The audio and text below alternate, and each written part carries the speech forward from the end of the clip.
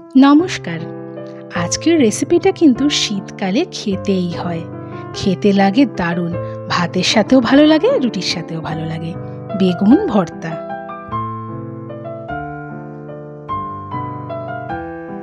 তো বেগুন ভর্তা করতে আমি নিয়ে নিয়েছি দুটো বড় সাইজের বেগুন, নিয়েছি 3টে টমেটো। টমেটোগুলো বড় না মাঝারি টাইপের সাইজের। তো বেগুনটাকে প্রথমে আমি দেখে নিচ্ছি যে কোনো পোকা টোকা আছে নাকি। অর্ধেক করে নিলাম আগে আমি। না, ঠিকই আছে। এবার কতগুলো কোয়া করে নিয়েছি আমি রসুন, সেগুলোকে আমি এরকম ছেদ ছেদ করে দিচ্ছি আমি বেগুনটার মধ্যে। এগুলোর মধ্যে আমি পুড়ে দেব। ঠিক দেখে নিন আমি কিভাবে করছি। আর একটুখানি বড় করতে হবে, কারণ রসুনগুলো বেশ মোটা মোটা। তো আপনারা কে কোথা থেকে আমার রেসিপি দেখছেন প্লিজ কমেন্টস করবেন, যাতে আমি আপনাদেরকে ধন্যবাদ জানাতে পারি। আর অন্যরকম কোনো রেসিপিও যদি আপনারা দেখতে চান প্লিজ আপনারা কমেন্টসে জানাবেন। তো আমি এভাবে ভরে নিয়েছি দুটো বেগুনের মধ্যেই এরকমভাবে। আর টমেটোগুলোকে আমি এরকমভাবে কাট লাগিয়ে দিচ্ছি এরকমভাবে।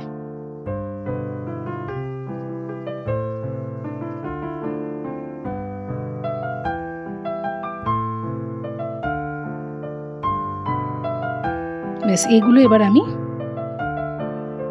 গ্যাসের মধ্যে পুড়িয়ে নেব। তো পুরনো রুটি সেকার একটা আমি নিয়ে নিয়েছি, যাতে রুটি আমরা সেকি। তার মধ্যে আমি দিয়ে দিলাম বেগুন দুটোকে আগে।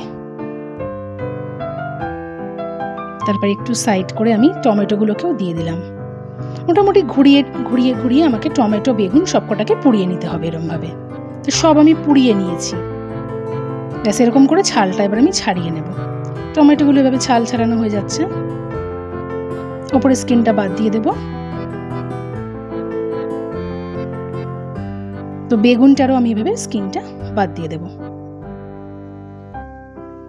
দিয়ে এরকম করে ডাটা জান্ডিটা আমি এরকম করে বাদ দিয়ে দিলাম। আর রসুনগুলোকে বার করে নিয়েছি। এবার নিয়ে নিয়েছি আমি একটা ফ্রাইং প্যান, দিয়ে দিলাম আমি সর্ষের তেল। সর্ষের তেলেই বেশি ভালো লাগে বেগুন ভর্তা খেতে।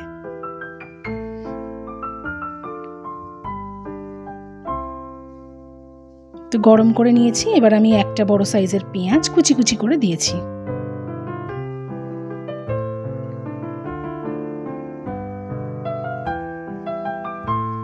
বেশ বড় সাইজের একটা পেঁয়াজকে আমি পুরো কুচি করে দিয়েছিলাম। সেটাকে এবার ভালো করে লাল লাল করে ভাজতে হবে। আর আমি আদা আর কাঁচা লঙ্কা একটু থেঁতো করে দিয়েছি।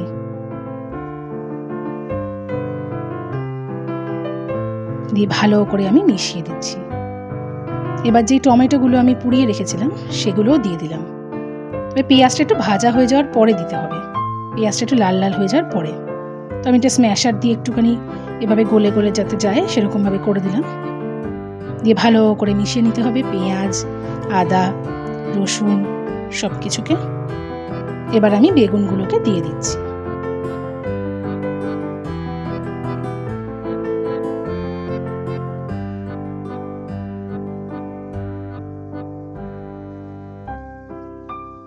দিয়ে দিলাম আমি লবণ, 1.5 চামচ মতন দিয়েছি ছোট চামচের।